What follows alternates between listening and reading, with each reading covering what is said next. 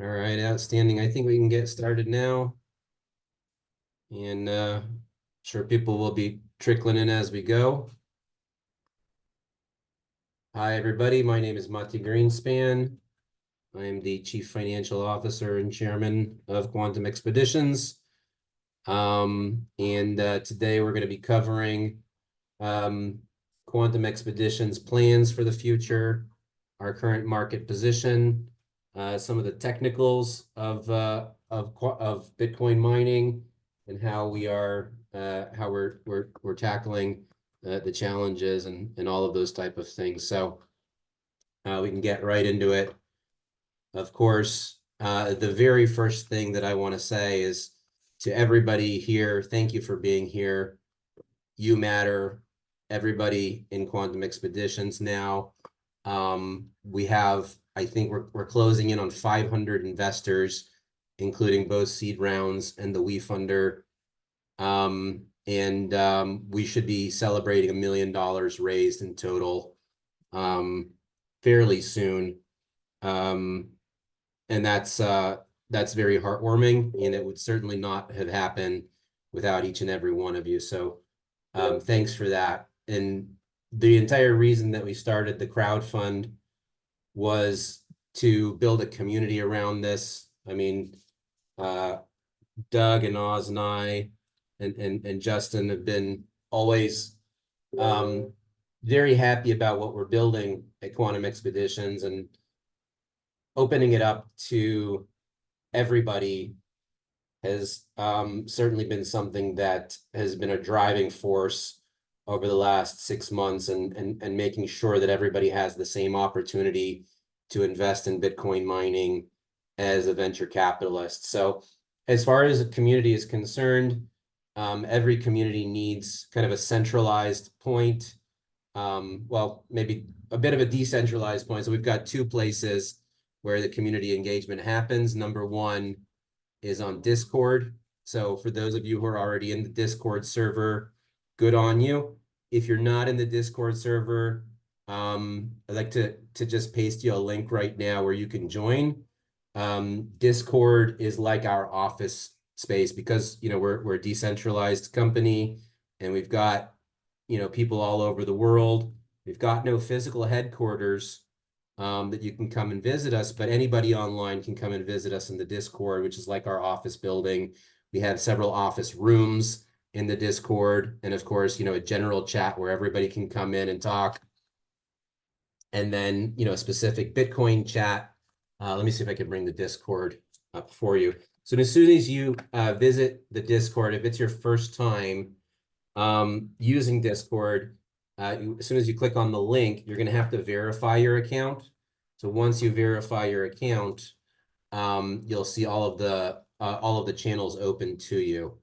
So make sure to get familiarized with that, because it's the very best place where you can talk with the team directly. I'm generally checking the Discord several times a day, as are some of my fellow board members, and of course our marketing team and customer service, and everybody is always active over there. So if you're not familiar with Discord, I definitely recommend logging in and trying it out, because it is absolute best way to stay in touch with the team. And then second order, and this is really an update, is that we've begun a once a week Twitter Spaces, which is going to be held every Monday, 2 hours from now. Basically, we're doing a Twitter Spaces or Twitter X Spaces on the platform. If you're familiar with Twitter X Spaces, I definitely recommend you can just log in there. That's hosted by Mr. Matt Case and Angie. And obviously, this has just started last week for the first time. So it's a new initiative. I know that a lot of people have heard about us first on Twitter Spaces like the Wolf Financial Spaces, and many people have heard about us through the Bitcoin mining stock guy Twitter Spaces. So definitely, we're very excited to start hosting our own Twitter Spaces where we can talk about updates on the company and the hottest topics surrounding Bitcoin mining. And then, of course, giveaways. We do have quite frequent giveaways, Badger ordinals and stuff like that. I think that we'll be very likely starting to give away swag in the coming weeks. So if you want to be part of that, refer to the previous two things that I mentioned, Discord and Twitter, because that's where we're going to be announcing and running those type of things. For Twitter X, you can also set your notifications. If you go to the Quantum Expeditions page and you hit the little bell, then you'll get a notification every time we tweet. And of course, we do appreciate very much, whether there's a giveaway or not, engagement on those tweets is very helpful. So a reply, a like, a retweet, that helps us a lot because it gets the word out to more and more investors like yourself. So next thing we wanted to talk about is the halving. And I know that we've got a very diversified group here. Probably some people in here know what the halving is, and some people do not know what the halving is. So I'll just give it briefly so that everybody can understand. So Bitcoin's main value proposition, as I see it, is the digital scarcity, meaning there's only a limited number of Bitcoin that will ever be created, which is 21 million. And about 19 million have already been created, and the rest will be created over the next 120 years. So the way it works is that every 10 minutes, a Bitcoin block is closed. So all of the transactions that are on that block are then sealed. And the miner, which is us, who is able to seal that block, gets a reward for sealing the block. At the moment, that reward is 6.25 Bitcoin. So, at today's prices, $62,000. Do the math, 6.25 of them. But of course, nobody really tries to get that. Nobody really thinks that they can get one block reward, especially a miner like us. We joined something called a pool, and we take all of our machines, we point them towards a pool. And whenever the pool mines a block, then we share in the rewards from that block. So on April 20th, which is coming up in just a few days from now, I believe it's going to be Friday night or Saturday, is something that happens only every 4 years for Bitcoin. The block reward is going from 6.25 into half, which comes out to 3.125 Bitcoin for every block, which means that there will be less Bitcoin coming online every single day. Today, there's around 900 Bitcoin, new Bitcoins that are created every day. And after April 20th, there will only be 450 Bitcoins every day. So what are we going to do about that as a company? I think Justin is going to be after me, and he's going to talk to you a bit about the technology side and what we're doing from a technology perspective in order to get ready for the halving. But for me, I wanted to just give you some kind of indication about what to expect for the upcoming halving. There's a chart that I can give you here called the hash rate. And this shows the total amount of computing power that is currently powering the Bitcoin network. So the higher this chart goes, the more computing power, the more we need to share with other miners every time a block is solved. And this chart, by the way, just to zoom out a little bit, it only really goes up because the technology involved in mining Bitcoin continues to improve, and there's more and more resources and more miners out there mining Bitcoin every day. And I've done a little bit of an analysis on our Ask the Advisor show, which goes out on Twitter, about what's going to happen after the halving. The last halving, which was 4 years ago, there was a reduction in hash rate of about 25%. So basically what happens is a lot of the miners who are unprofitable might unplug their machines, and that could send the total hash rate down, which is good for us because it means that we're going to be getting a bigger portion of the overall hash rate. And over the last halving, it also did stay down for a while afterward. But obviously, there's no guarantees about that. The other thing that's very exciting right now about Bitcoin is the ordinals, which have been being built over the last year and a half or so. You guys are probably familiar with NFTs. And there is now NFTs on Bitcoin, which are called ordinals. This is a brand new technology and an expansion of the Bitcoin protocol, the Bitcoin network, and its use case. And particularly, there's something called runes.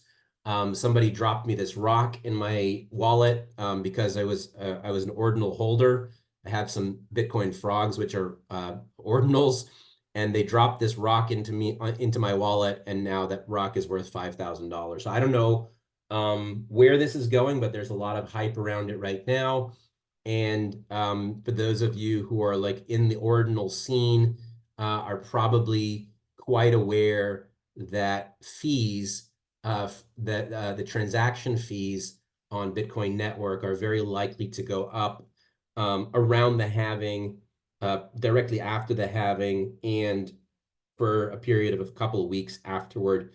And that's very good for us also because those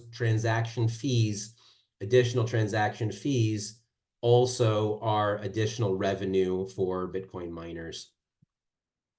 And then the last thing I wanted to, before I hand it off, is just to give a kind of technical analysis as far as Bitcoin is concerned.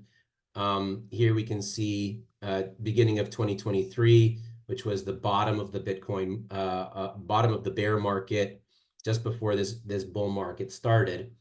And what we've been seeing lately, just through March, is a kind of range, I would say, between $60,000 and $70,000. You could say $72,000 on the top. And yes, it could come down lower, and that's fine for us. We've done our calculations very well. And I would say that as far as Bitcoin is concerned, you want to look at this blue line over here. The blue line represents the 200-day moving average, the average price over the last 200 days. And even, if it does come down, I would expect that, in the meantime, this blue line is going to continue rising up. So possibly, of course, whenever we're looking at the charts, we have to know that we have to say the disclaimer: past performance does not indicate future results. Obviously, it could go from here using 60,000 as a support level and blast through the roof.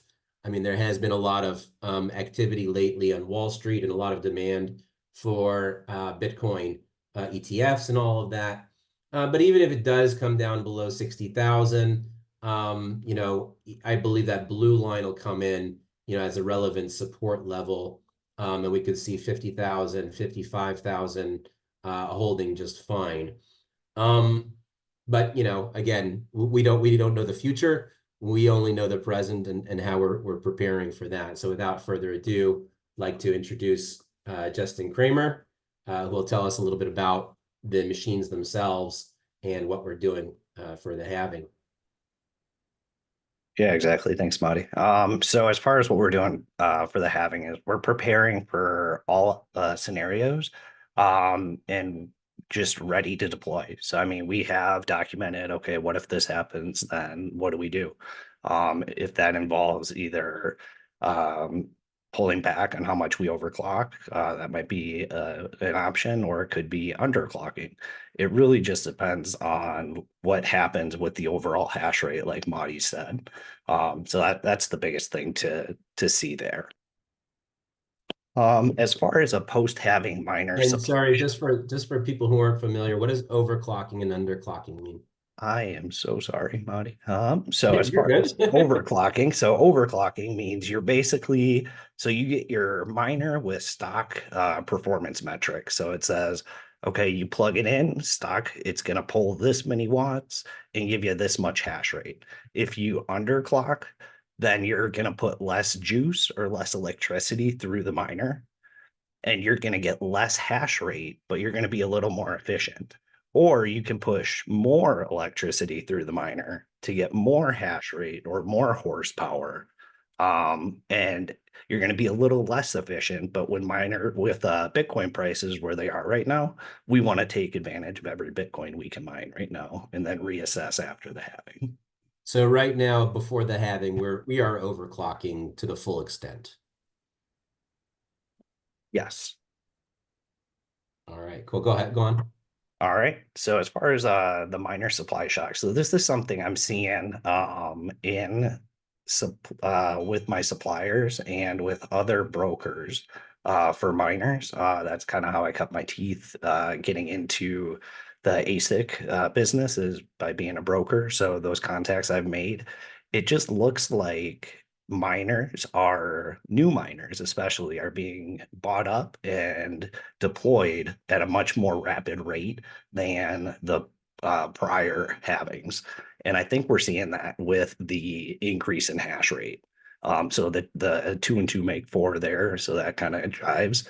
But I think what will really be interesting is when do people go for the much more inefficient miners, the ones that were deployed 4 years ago that were top of the line. That'll be interesting to see.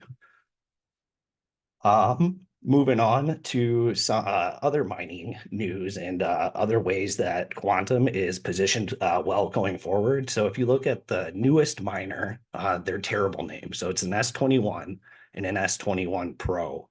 Um, each one came out with the efficiency that was expected, but each one came out with a hash rate that was lower than expected.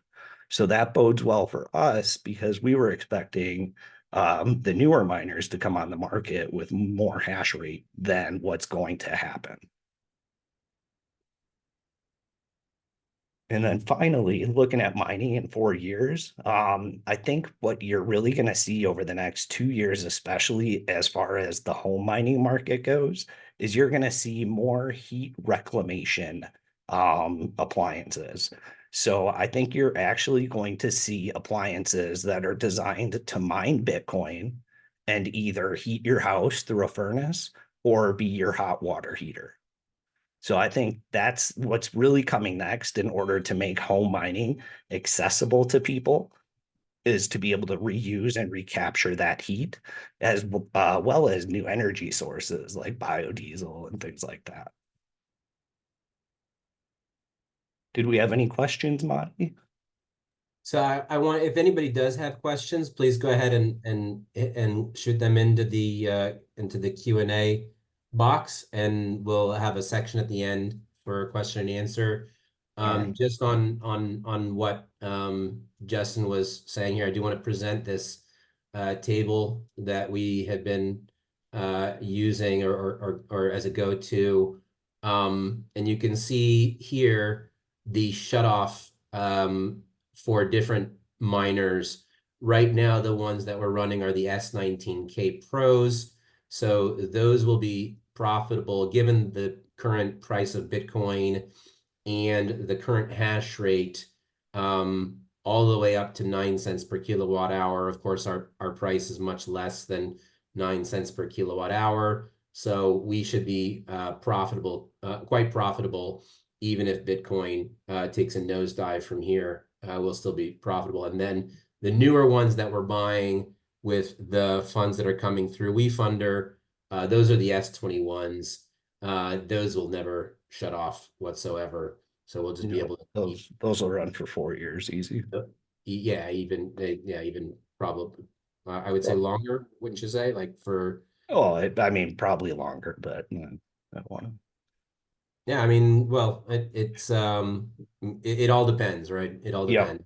It's going to depend on a yeah. lot of different factors, but those things can continue to If I could maybe add a comment there, there's always a resale market for these machines, especially if we increase capacity and technology increases over the course of time. I think the thought process is that because those are newer, they're generating a tremendous amount more petahash, that we could just continue running them for quite a bit of time before looking at maybe reselling or replacing them. That's exactly what I was thinking. So thank you, Oz. Awesome. All right, Doug, our CEO. Good afternoon, evening, morning, wherever you are around the world. It's great to see so many people literally from all over the world joining this webinar. But for those of you who haven't been with us for very long and haven't heard some of our earlier AMAs, Oz and Marty first approached me for flared gas. And as we looked at flared gas, they were only showing a 12 or offering a 12-month agreement. And so we didn't want to be moving every 12 months. And that's what kind of prompted us to keep looking. And that's how we ended up with getting a power purchase agreement with a power provider there in West Texas. They have several cookie cutter locations, with the first one that we're developing. They have 5 megawatts ready to go. It's expandable with a study to maybe 30 megawatts or more.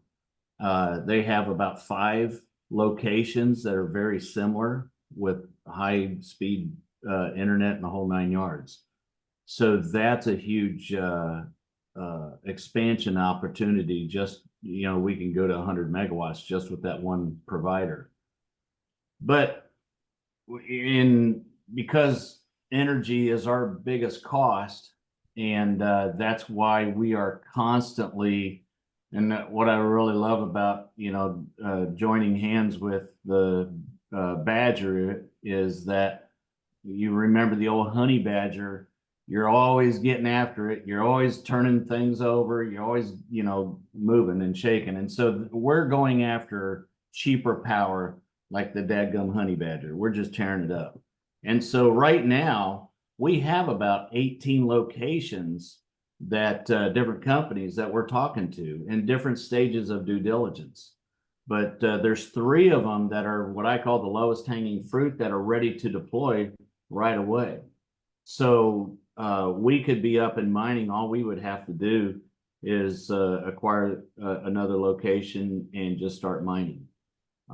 So there's a lot of different things. The 2.5 years or 2 years before we started mining, there was a lot of groundwork, a lot of relationships made all over the place that, we're able to deploy very, very quickly.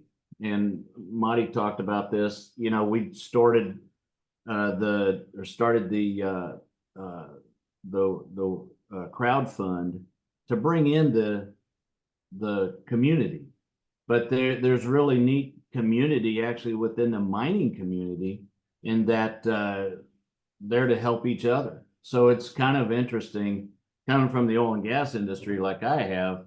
It's kind of cutthroat, but in the Web3 community, it's a real community of helping each other and being there for each other and offering really good sage advice that helps each other grow. And so we're able to use that type of opportunity to find other locations. Now, as far as our future vision, we've been able to work with a group that's an environmental group that they can go out and do a study that can show a reduction of emissions for a site. For instance, right now, a lot of these oil and gas companies are flaring their gas or maybe venting, not so much anymore, but mostly flaring gas. Well, she can show how if we took that flared gas and moved it through the pipeline to a genset or a generator set, converts that gas to energy to mine with, that actually lowers emissions. And so what that can do is help the oil and gas companies ESG. And that's a big deal. And from my understanding, these flared gas locations aren't going to be around here in the next couple of years. And so they have to do something. And so we're already, what we have also learned is that the smaller oil and gas companies, and I say smaller, like $100 million company, those type of smaller companies, they may have couple hundred wells, a lot of wells that are they're right now flaring gas because they cannot produce their gas into a pipeline. And so what we want to do, and what we've been in talks with as recent as just last week, is offering these oil and gas companies a turnkey solution so that we could help take their flare, put it through a genset, get them money for that gas, as well as lower the emissions into the atmosphere. And so we're, cleaning things up as well as mining coin and helping the whole Bitcoin ecosystem. So some of the other opportunities we're right now, we're partnering with the on-grid and off-grid opportunities with different companies. We have some really unique strategies, I think, compared to what a lot of other mining groups are doing. And then we've got some future initiatives that uses a diverse type of gas. You've heard about biodiesel, but also there's biogas. And there's someone in our group right now who we've talked to about using and helping, local farmers in different areas there, that we can help take that methane, from the bio side and turn that into gas and put it through a generator set, which would lower the emissions. And then a commitment to industrial advancement. We're committed to the Bitcoin community in a big way, and doesn't mean we might not diversify down the future, but I think that with the environmental opportunities that we have that we can bring to the energy industry from where I come from, it's a huge deal. And for us to be able to offer that for companies, that we can turn their flared gas that's just going out into the atmosphere and turn that into a benefit for their pocketbook, for their company, as well as for the environment. I think it's a win-win-win situation for all of us. And so with that, I believe the most exciting thing we've got coming up is what we've got from Oz. Oz, tell us what's coming. Hey, we're really excited to have all of you involved. Everyone who's joined the network, everyone who's joined the expedition. We've done really well with the crowd raise so far, capping a little over 350K. If you have gotten involved so far, just kind of letting you know what the rewards are. And we're going to be talking about a couple more things. If you get in at the $500 level, there's obviously the Quantum Expeditions ball cap, which is it's a pretty posh ball cap with kind of like the brass grommets in the back. At 1,000, there's the plush T-shirt. At 10,000, there's these really sweet hoodies that are coming out. And there's going to be a couple unboxings that are probably going to happen in those, and so they're just kind of awesome. And then what we did was we added 2 more levels just recently. So at the $50,000 level, if you get involved, for that, there's a really plush bathrobe that's very Patrick Bateman-ish, that I think that everyone would love. And at the $100,000 level, what we decided to do was to model a office kit plus a briefcase off of Michael Saylor, who's kind of, one of the big sort of populists inside of the Bitcoin movement. And we're calling that one the Sailor Moon, partially because it's funny and partially because it's accurate. But, inside of all of these things and everything that's going on, once we hit the $500,000 level, which looks like it's going to be relatively soon, we are releasing to all investors it's a ordinal based board game that's tied to the Badgers. And mind you, that if you invest at the $2,500 level at any point in time, there's a handful of the 555 Badgers that are still left that you can still get. And those are just basically being given as gifts with the investment to comply with, all SEC guidelines. But we just thought it was a really cool way to get, original art, which will be digitally signed by Valerie, who's a well-known NFT artist and is now crossing over into the ordinal space, into your hands, as well as ordinals, which are not just collectible, but as Maddie has said, they are increasing in utility and value over the course of time. So there's additional value for you. At the $1 million level, what we're planning on doing is a big desert rave, and I know Maddie's super excited about that. We're planning on having some relatively decent headlining acts coming into that, and that's going to be out in Texas, not too far from where we are, but probably closer to the Dallas-Fort Worth area.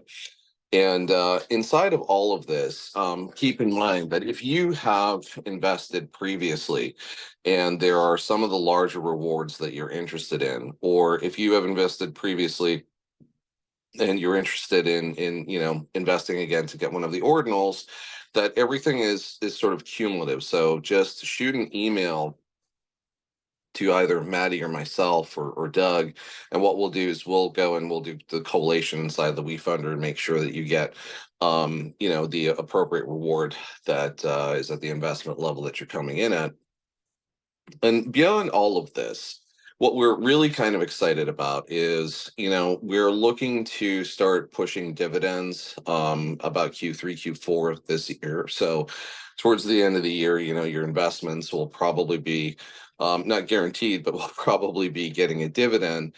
And as we increase the size of this company over the course of the next couple of years, you could look at this investment that you are putting into us as something that is going to increase in value, and that will increase in terms of the multiples that you'll have on your money over the course of time. I believe the valuation we're at right now is 33 million, Maddie, if I'm correct. And that was the closeout on. Was that a yes?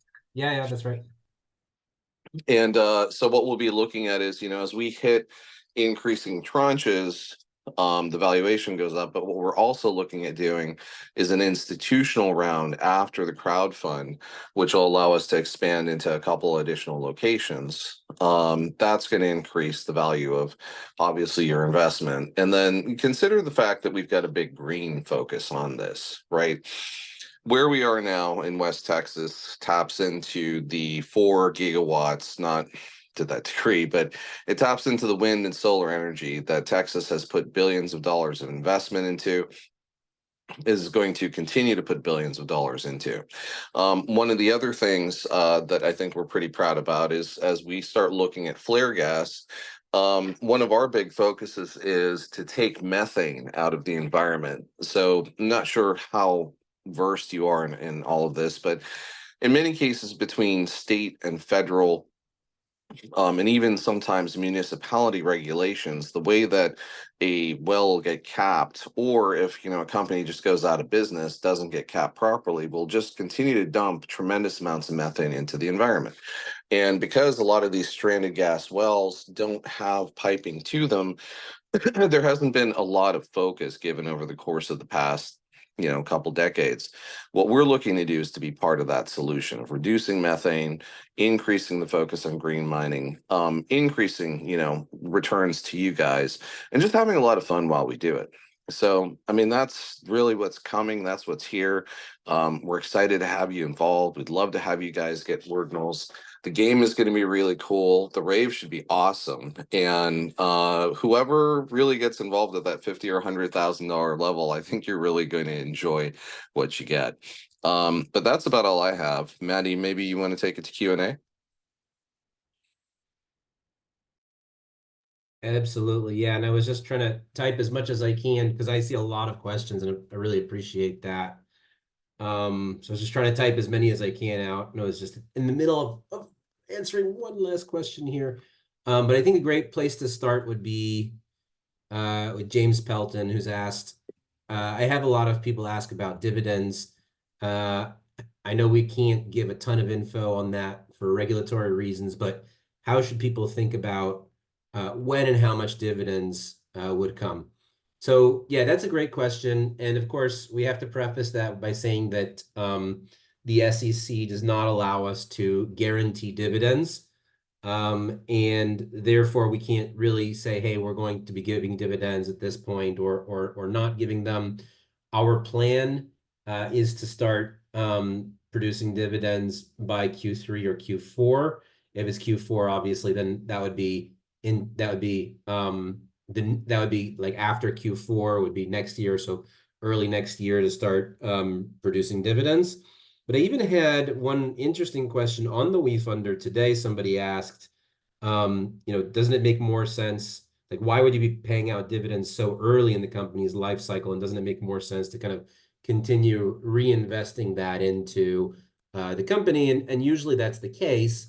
In our case, however, what's quite unique is two things really. And number one is that we want to get into a cadence and a usual operating procedure of paying out the dividends, because that's part of the original design of the company and part of the original plan of the company. So we want to get that going as soon as we possibly can now that the company is profitable. Of course, we want to use some of that and most of it to gestate the company and continue purchasing more equipment and continue expansion.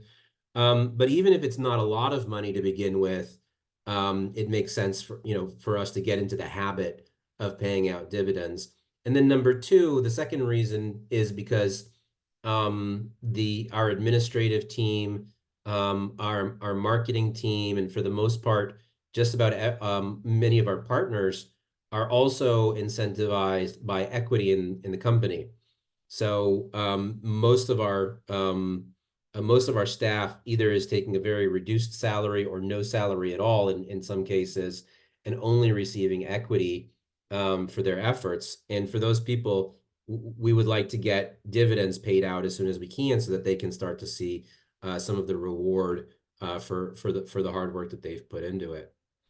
So I hope that answers the question, James. But feel free to type any follow up if you have on that. And then Fabio asked a question for Justin. So Justin told about an unexpected event in the miner market that makes QE even more competitive. Can you please explain it once again? Thank you in advance. Justin? I'm assuming you're referring to the miner supply shock. So I think it looks like on the market with my brokers, with talking to suppliers, that miners are becoming harder and harder to track down. New miners are harder and harder to track down. They're usually future orders or something like that. Or prices are just substantially higher than they should be considering where the price is right now.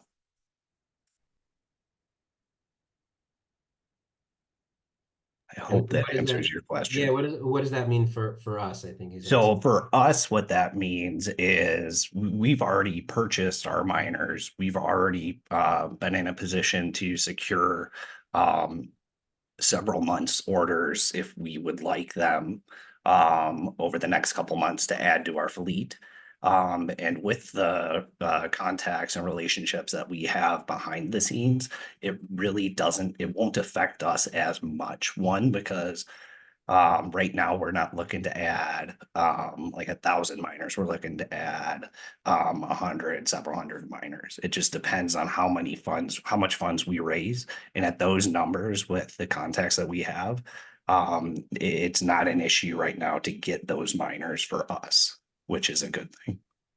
Okay, excellent. And then we have an anonymous attendee asking a follow-up on that, I guess. How long does a deploy realistically take? And should we expect machines within April or May?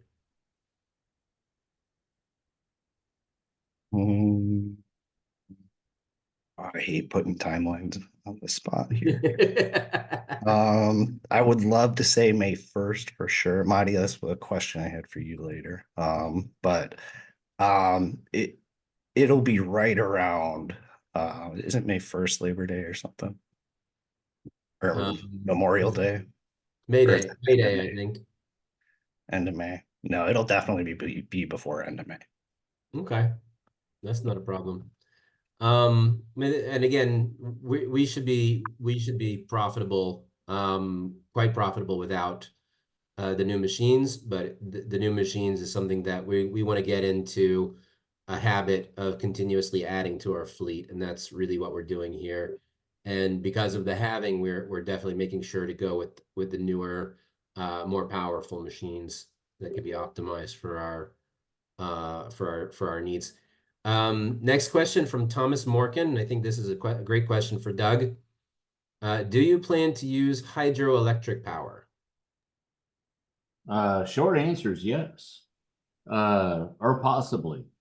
So, that's part of, that's one of the locations that are looking at. And, yeah, it can be very inexpensive, but it's usually a pretty big location. And so I think we need to grow our company a little bit bigger before we can deploy in a hydro opportunity. Okay, fairly straightforward. If anybody has any more questions, now is the time. So feel free to type those in to the Q&A section. And we're happy to answer them. We can go for another 5 or 10 minutes or so, I believe. Chris Marks asking, and I think this is a great question for Oz. As your network grows, how are you addressing network security concerns? So that's multifold. Right now, what we're doing is we're running parallel security systems with firewalls on our locations. We also have multiple mode access in terms of how we're getting outbound to the internet. One of which includes Starlink, a little plug for Elon Musk. But it's great for some of the locations that we have that are a little further out in West Texas, where it's just not necessarily native, or you're dealing with, just lower connection speeds on your wireline. In addition to all of that, what we are planning on doing is bringing in a CTO that has worked not just on the traditional technology compliance standpoint. We've already got a couple folks working, inside of that capacity right now, but we're also looking at this from the Chief Information Security Officer aspect of this in terms of fiscal compliance that we're going to have to adhere to, not just regulatorily for what exists in Texas, but also in compliance with New York State's CISO Act that more than likely will start impacting cryptocurrency and digital asset companies within the next couple of years, even though it's not there yet. But then in terms of networking and stuff, we participate in a number of cyber organizations, and I sit on the board of the Homeland Security Foundation of America. So pretty comprehensive to start, going to be more comprehensive ongoing.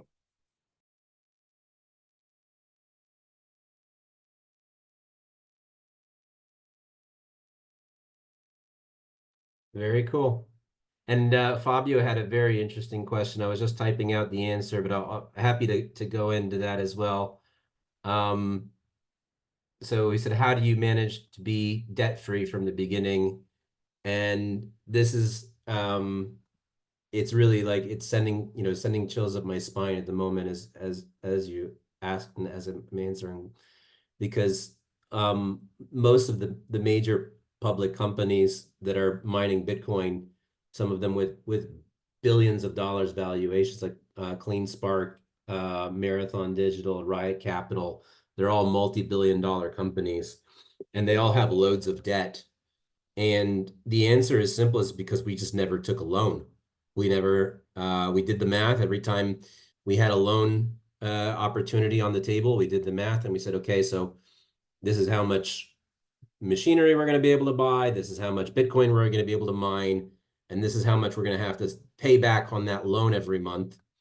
And the answer, even like being optimistic with the numbers and like playing with it optimistically and saying, if Bitcoin goes through the roof and this and that and blah, blah, blah, it still came out to that we'd have to be paying more than 60 or 70% of our net Bitcoin mined it back through the loans, which just never made sense to us.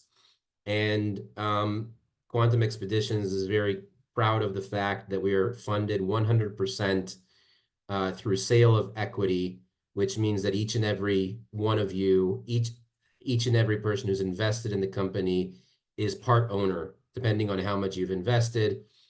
You are an owner of Quantum Expeditions, and therefore that's not a loan that needs to be paid back. There's no debt on the company's balance sheets, but we feel is much more equitable for you and for us. As the company grows, the value of your equity grows with it, and the amount that you're able to pull out, first of all, from the dividends, if and when they happen, and of course through the growth of the stock itself. So if you buying in, let's say, with $100,000 investment in Quantum Expeditions, and you've got the 33 million valuation, and let's say if we IPO, in 5 years from now at $1 billion, well, that's 30 times your money. So what's $100,000 times 30? I think that's about 3 million, if I'm doing my math correctly. So it's quite substantial. So that's I hope that kind of answers your question, but I'll answer it here as well. And then Darren asking, and this is a Justin question for sure. When will the S21 miners be delivered and online? Our next batch should be within the next 3 to 4 weeks. Okay. So that pretty straightforward answer. Pete asking, being that electrical prices are the larger factor to profitability, when using the flaring locations, how low, what price advantage are you able to achieve? Doug, I think that's for you. Yes, I will take. So that's one of the things when looking at energy is the on-grid, you've got on-grid and off-grid. On-grid would be with the power company, off-grid is the flared gas. And it's always going to be variable, but I feel very comfortable in saying that our flared gas should be well under 4 cents. But the challenge that you have with flared gas, and coming from the oil and gas industry, I know for a fact that most people that think that they can just go turn a gas well on and start mining realize it's not that easy. And that's why I got out of the operating business several years ago. But so if you want the stability of good, solid, consistent power, you're going to be on grid. If you want the cheapest power, then you'll be off grid. But if you want a good mix, and I think that's where what our plans are on long term is to be on grid and off grid, to take advantage of the lower cost of the off grid, but also have the on grid to keep us up and running, 24/7.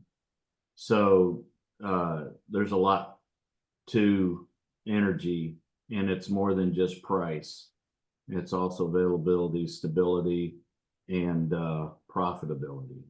All those abilities add up. I hope that answers your question. Excellent. Yes, indeed. Thanks for the clarity. Off-grid versus on-grid. That's right. So on-grid would be, when you plug directly into the power company, and that's a lot more stable, usually a bit more expensive. And then off-grid is the types of things like flare gas and natural gas and stuff like that, where you set up a generator on the site. It's less stable, but it's a lot cheaper. So for the smaller sites, a lot of the time it makes sense. And I think we'll do something here. I think Will raised your hand, so I've got a button to allow you to talk. Did you have a question, Will? I think there was an error. I got my question answered by Q&A if I'm the Will you're addressing. Oh, beautiful. You are the Will. You are the Okay, one. great info. Really appreciate the session. Awesome. Thanks a lot for coming on. And yeah, I think that's about it for the question, unless anybody want to raise their hand. Got another few more minutes. If anybody wants to say anything additional, Smiley we always Girl's love got her hearing hand you. up. Sorry, go ahead, Doug. Smiley Girl's got her hand. Well, she She did. put it down. Oh. When I Put her on called the out Will, she spot. put her hand down. She didn't want to get on the spot. That's cool. But we always love hearing from our investors. So if you have any questions, do feel free. And I'm gonna once again actually just put into the Q&A the link to our Discord server, because I want everybody that's part of the community to go ahead and join in, because you have that option, and this is the best way to get regular updates from us and engage with us on a daily basis. So I'll just answer that as a question to Pete's last question, so you can have the link to join the Discord. And as soon as you get into the Discord, it's going to look like the link should look like this. If it doesn't look like this, let us know offline so we can help you out with that. Click the accept invite button. And then you're going to get into something that kind of looks like this, with a lot less of these things. And you're going to see this button over here that says verify. You need to verify before you get in and start seeing all of these channels. You press the start verification. It'll walk you through the verification process. Once you do that, then you'll be into the channel. You can speak in the general channel and in the Bitcoin channel and any of these other sub channels. And we even have a little water cooler over here. So if you want to talk to us in real time, that's a voice channel that you can log into, and somebody will come in and talk to you on a voice chat, or even on video chat sometimes. And then Here's the other. Yeah, go ahead. Marty, if I could but I hate butting in because you're so good. You're the CEO. I'm just another. But on the WeFunder page, wefunder.com/quantum expeditions, there's links to these AMAs that we did early on. I saw a question about, how did Maddie and Oz get started, and why did they do it then? And were we late to the game? I think you'll find out that our timing has been absolutely phenomenal.